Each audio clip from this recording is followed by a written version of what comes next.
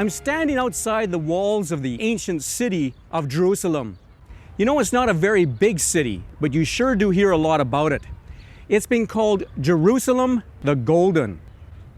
But probably Jerusalem is known best for its association with the Bible. And that's what this video series is all about. We're going to be talking about the message of the Bible. Now, when you study the Bible, it's important to stick it together correctly. You see, the Bible's like a big puzzle. It covers many different topics and subjects. And when you start to study it, you'll find that there's certain topics that are very large. They cover vast sections of the Scriptures.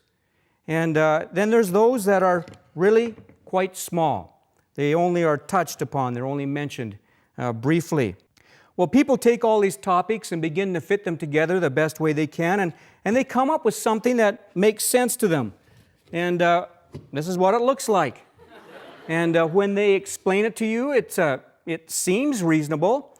It sounds right. And as you look at it, it even has a certain amount of sense to it. It looks plausible. But there's a problem. It's supposed to look like this. When you study the Bible, you don't want to come up with something like this when this is what is supposed to be your end product.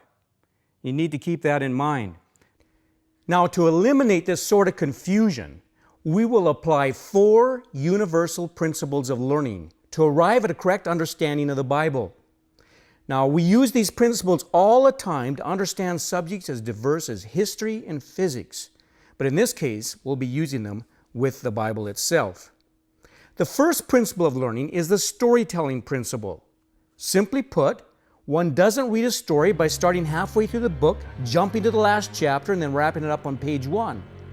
Rather, you begin at the beginning and read sequentially through the story until you arrive at the conclusion. This is the best way to learn a historical narrative. And we're going to do that with the Bible. We're going to start with the beginning. The second principle of learning is the mathematical principle. And we're so used to this principle, we hardly even think about it. It goes like this. You don't start children in kindergarten by teaching them algebra. Rather, you begin with basic numbers. And some of you can remember doing this. You teach them to draw 1, 2, 3, and so on and so forth. And once they learn how to draw those numbers, then you teach them how to add them together. And once they know how to add them together, 1 plus 1 equals 2, 2 plus 2 is 4, so on and so forth, you teach them how to subtract. And eventually you move on to multiplication and division. And over the years, they eventually learn how to do algebra. And all that time, you are moving from the simple to the complex. If you skip the fundamentals, even basic algebra will be beyond your grasp. It's the same way with the Bible. If you neglect the foundations, your biblical understanding will incorporate some unusual ideas, resulting in the primary message being confused and misunderstood. And this brings us to the third principle of learning, the priority principle. Simply put, it tells us that whenever we learn something new, we should learn the most important things first. Now, in these sessions, we will not be doing an in-depth, comprehensive Bible study. We just don't have the time for that. But what we will do is this. We will cover key biblical events, enhancing our understanding by stringing them together in logical sequence like hanging clothes spaced apart on a clothesline. The gaps can be filled in later, if you wish, after you have the overall picture. Now, let me mention something about this clothesline. If you're going to fill in the gaps later, it means you are going to have to leave some of the clothes off the line and down in the basket. It's the same way with your questions. I cannot answer all the questions you have about the Bible and teach you the key stories that we're trying to hang on this clothesline. I can't do that at the same time. So if you have questions that do not pertain to the clothesline, we'll write those down, but we'll save them till the end, and then we can go back and we can fill in those gaps as you wish. For now, it's enough to know that the stories we chronologically hang on the biblical clothesline are the most important events found in the Bible. And that leads us to the fourth principle, the clarity principle. Now, the Bible addresses many different subjects, and one might compare it to a cookbook with its many diverse recipes. And traditionally, the Bible was broken down into topics such as God, angels, man, prophecy, and so on and so forth. And the intention was to create better understanding.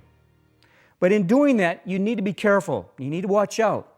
Some people, finding certain similarities between topics, attempt to combine those ideas, often resulting in a distortion of the original meaning.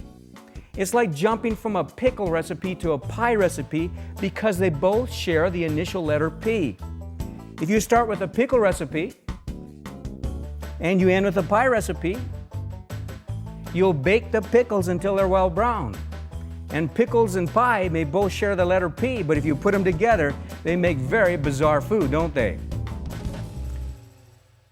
Well, the mixing of the various topics is one of the contributing causes to why we find so many different church groups, religions, and cults that to a varying degree hold the Bible as their book. The pie has been mixed with the pickles. This is what they've ended up with. Now, in some cases, the confusion is minor, but in other cases, that confusion has had catastrophic results. It's been very serious. In the Bible, if you unintentionally leap around from one topic to another, you can end up with very distorted beliefs. In these sessions, to prevent that from happening, we will stick with one topic. We're going to focus on one major topic. This subject is the most basic theme in the Bible. And once you understand it, the Bible will make profound but simple sense.